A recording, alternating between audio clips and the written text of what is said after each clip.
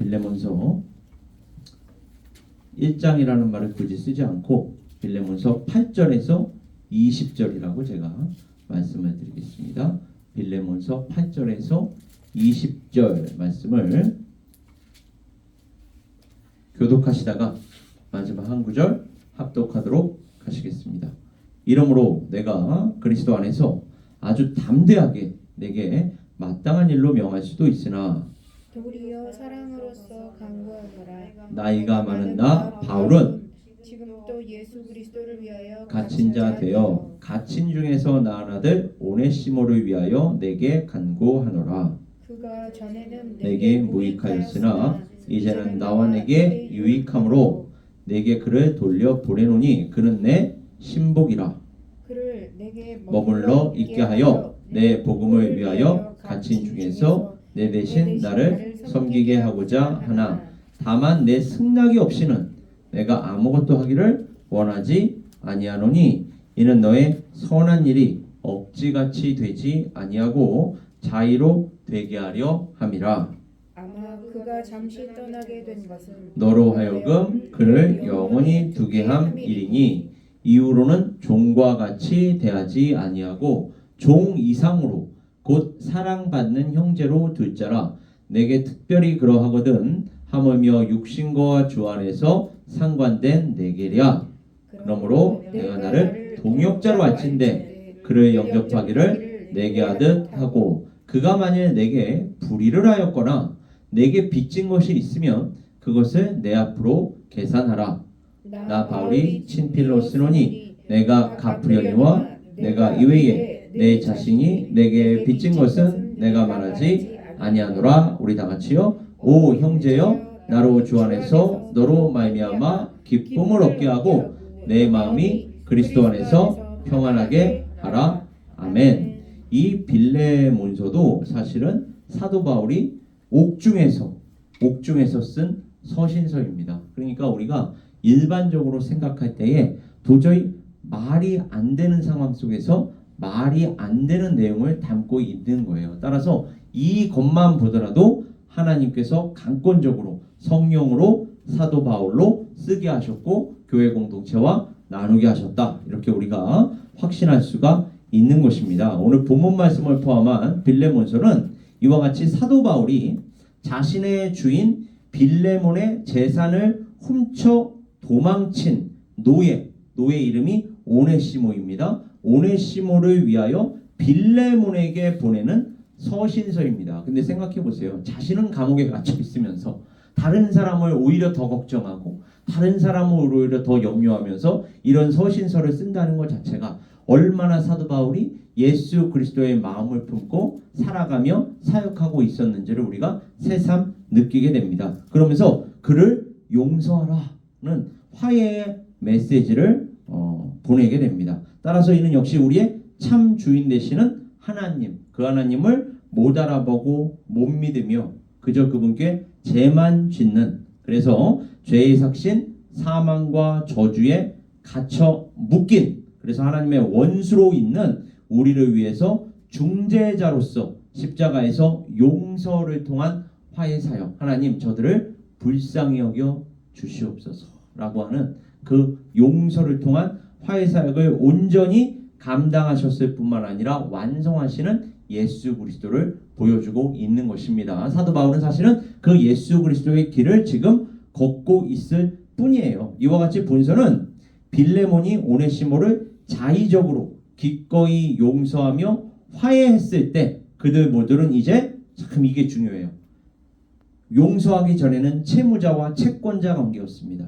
용서하기 전에는 당시 그 상황 속에서 상정과 종의 관계였고 주인과 노예의 관계였으며 심지어 이 돈 때문에 원수 관계까지 되었습니다. 그런데 예수 그리스도 그분의 용서를 통한 화해 사역을 딱 경험하고 나니까 이러한 인간관계도 새롭게 풀리는 줄 믿습니다. 그래서 원수 관계가 아니라 하나님 안에서의 채무자와 채권자 관계가 하나님 안에서의 형제 자매 관계가 됩니다. 그리고 복음 사역을 통한 동역자 관계가 됩니다. 이제는 그 하나님의 나라를 위하여 함께 사역하는 관계가 된다는 것입니다. 이러한 모든 것들을 통해서 또한 우리가 알 수 있는 것이 무엇입니까? 합력하여 선을 이루시는 하나님의 뜻과 섭리를 새삼스럽게 또한 다시 한번 확인할 수가 있는 것입니다. 또 이를 통해서 제가 올 한 해 정말로 첫 번째 기도 제목으로 드리는 게 무엇이 없습니까? 교회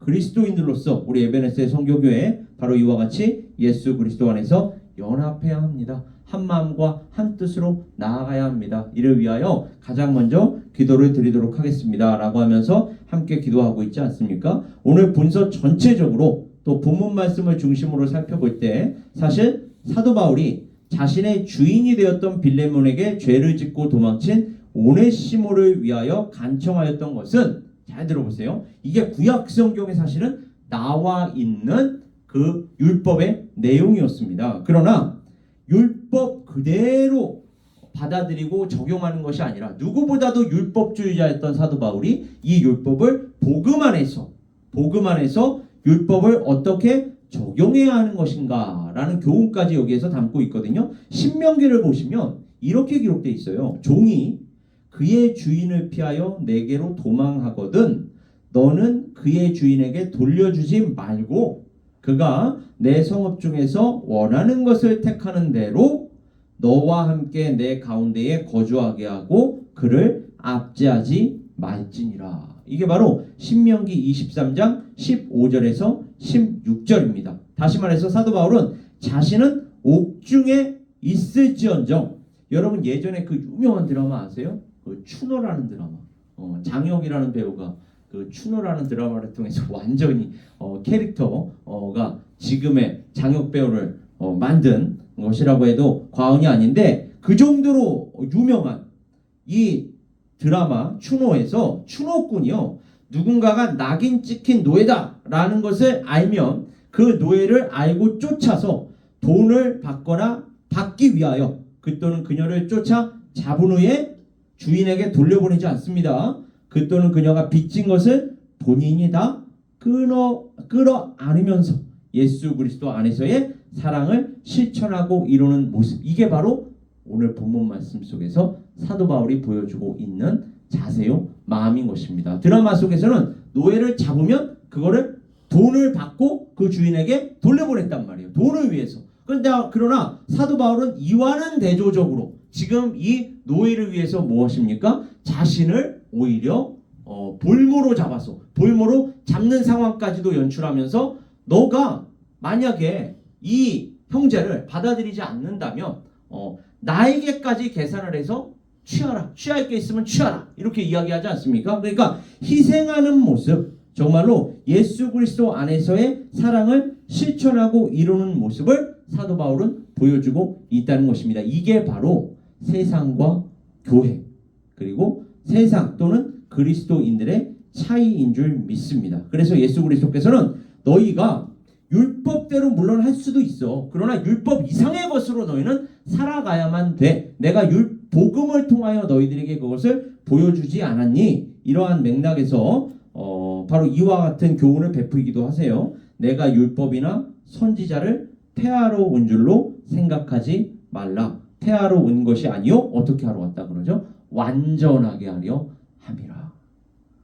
진실로 너희에게 이르노니 천지가 없어지기 전에는 율법의 1.1획도 결코 없어지지 아니하고 다 이루리라. 사도 바울도 로마서에서 이를 다시 한번 언급하면서 주지시켜 줍니다. 그런즉 우리가 믿음으로 말미암아 율법을 파기하느냐? 그럴 수 없느니라. 그러니까 사도 바울의 지금 이 실천은 율법을 없애는 게 아니라 율법을 완성하는 것인 줄 믿습니다. 그러니까 여러분, 우리가 은혜를 받았다고 해서 율법 안 지키면서 살잖아요. 율법을 지키기 위한 목적이 달라지는 거예요. 똑같이 율법을 지키는데 전에는 구약 성경대로라면 내가 구원받기 위해서 율법을 지키는 것이거든요. 아, 내가 율법을 지켜야 하나님 앞에서 살 수 있다는 거구나, 하나님께서 주시는 온갖 좋은 축복을 받을 수 있다는 것이구나 였는데, 구약 성경을 전체 역사를 또 다 들여다보니까 야, 우리는 이걸 지킬 수가 없는 거네. 그럼 우리는 죽을 수밖에 없는 거 아니야?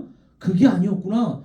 하나님께서 그렇다면 이 말씀을 우리에게 왜 주셨겠어? 주신 이유는 너희가 지킬 수 없는 이 율법, 너희를 위하여 지킬 수 있는 누군가가 와서 너희들을 위하여 다 지켜주실 것이고 그를 믿기만 하면 너희들은 그분과 연합하여 하나님의 나라 들어갈 것이다. 그래서 사망에서 생명으로 옮겨진 바 될 것이다. 그렇게 되면 이 율법을 어떻게 지키려고 노력하죠? 은혜 받은 자로서 하나님 제가 은혜 받은 자로서 은혜의 열매 또 다른 용어로 얘기하면 성령의 열매를 맺으면서 살아가야 하는데 그것이 바로 율법을 지키는 형태로 또 나타난다는 것입니다. 여러분 은혜를 받은 사람이 다른 사람 죽일 수 있습니까? 은혜를 받은 사람이 간음할 수 있습니까? 은혜를 받은 사람이 도둑질할 수 있습니까? 그게 사람 앞에서는 할 수 있을지 몰라요. 그러나 나를 구원하신 그 하나님 앞에서 살아간다라는 그러한 신앙이 있다라고 한다면 지금도 하나님께서는 나를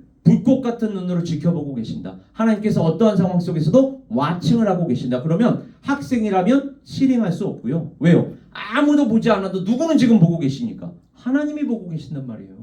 그리고 정말로 사업을 하더라도 사기칠 수 없는 것입니다. 왜요? 하나님께서 순간순간 계속해서 지켜보고 계시기 때문에 이게 구원을 받기 위한 율법 준수가 아니라 은혜를 받은 자로서 하나님께 대한 마땅한 반응으로서 나타나는 것입니다. 이게 열매인 줄 믿습니다. 그래서 사도 바울이 뭐라고 얘기한다고요? 그럴 수가 없느니라 이렇게 얘기해요. 도리어 율법을 굳게 세우게 된다. 율법을 다 이루게 된다. 누가 보여주신 본보기처럼 예수 그리스도께서 보여주신 본보기처럼. 그래서 빌레몬서 1장 오늘 1장 18절 19절을 보시면 그가 만일 내게 불의를 하였거나 내게 빚진 것이 있으면 그것을 내 앞으로 계산하라. 제가 아까도 언급하지 않았습니까? 바울이 친필로 쓰노니 내가 갚으려니와 내가 이외에 내 자신이 내게 빚진 것은 내가 말하지 아니하노라. 우리가 우리의 모든 죄를 짊어지고 십자가에서 희생하시는 예수 그리스도의 모습을 발견하고 깨닫는다면 인자와 자비가 충만하신 그 하나님께서 더 이상 묻지도 않으시고 따지지도 아니하시고 우리의 모든 죄악과 허물을 사유하시면서 진노를 오래 품지 아니해 주셨을 뿐만 아니라 다시 우리를 불쌍히 여겨 주셨던 그리고 예수 그리스도께서 우리의 그 모든 붉은 죄를 당신의 보혈로 깨끗이 씻어 주셨듯 우리는 이 세상을 살아가는 실제 모습 속에서도 다른 사람들의 사소한 잘못 참 제가 교회 사역을 특히 감당할 때마다 이런저런 다툼이 생길 때가 있고 갈등이 생길 때가 있잖아요. 근데 여러분도 여기에 계신 분들은 특히 다 봉사하시는 분들이고 신앙생활 오래 하신 분들이시니까 아실 거예요. 교회에서 이런저런 문제 생길 때 성경적인 문제로 갈등하고 다툼 일어나는 경우 많이 보셨습니까? 거의 없죠. 신학적인 문제로 갈등하고 다툼하는 경우 보셨어요? 그 정도의 문제라면 그거는 교회를 넘어서 교단 차원에서 벌써 징계가 들어가죠. 근데 교회에서 우리가 수많은 갈등을 보고 수많은 다툼을 보게 되면 무엇 때문에 일어납니까?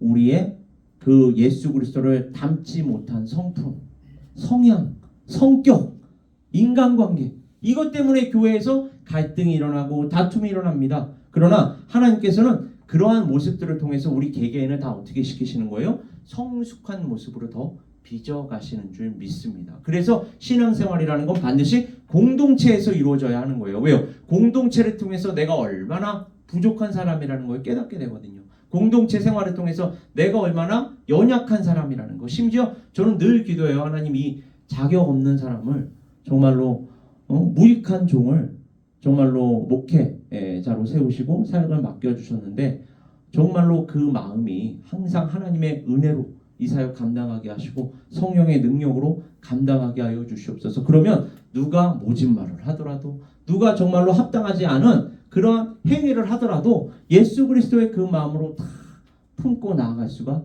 있기 때문에 그렇습니다. 우리 모두가 사실은 다 그러한 마음이어야 할 줄 믿습니다. 꼭 목회자들만이 아닙니다. 교회 지도자들만이 아닙니다. 봉사하는 사람들만이 아닙니다. 사실은 그리스도인이라면 그리스도를 따라가는 사람들 아닙니까? 예수 그리스도의 마음을 본받는 사람들이잖아요. 그 사람들이라면 하루하루 바로 이와 같이 나아가야 할 줄 믿습니다. 이게 바로 하나님의 그 용서에 바르게 또 합당하게 반응하는 그러한 삶이요 사역인 줄 믿습니다. 우리에게 1000달란트 용서해 주시지 않았습니까? 그러나 그 1000달란트를 받은 우리가 한 달란트를 용서 못한다니까요. 다른 사람의 한 달란트를 용서 못해서 갈등을 일으키고 다툼을 일으켜요. 이게 바로 우리 인간의 죄성입니다, 여러분. 그러나 하나님의 그 은혜를 한번 우리가 생각해 보십시오. 그렇다면 우리는 그러한 사람에게 불평, 불만, 원망 이러한 것들로 반응이 나타날 수도 있는 그러한 상황 속에서 그러한 반응으로 우리가